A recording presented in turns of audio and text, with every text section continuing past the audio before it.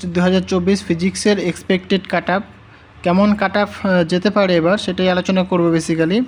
তো আগের ইয়ারের যে যেমন কাট আপ গেছিলো সেগুলো অ্যানালিসিস করে এবং আজকের এইবারের যে কোয়েশ্চেনগুলো সেই কোয়েশ্চেনগুলো অ্যানালিসিস করে যেটা বোঝা যাচ্ছে যে কাট আপ এরকম যেতে পারে যে পিএইচডির জন্য বেসিক্যালি 28 থেকে যদি 32 নম্বর কেউ পায় তাহলে তার এক্সাম ক্লিয়ার হয়ে যাবে, এবং 40 থেকে যদি 50 পায় তাহলে সে 100-র মধ্যে র্যাঙ্ক করবে। এবং কেউ যদি 60-এর অ্যাভভ পায় তাহলে 10-এর মধ্যে করতে পারে, র্যাঙ্কটা 10-এর মধ্যে হতে পারে।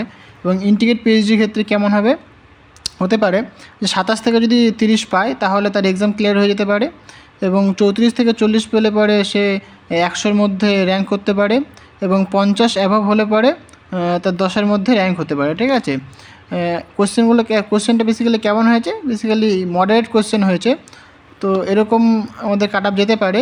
ওকে, সো থ্যাংক ইউ।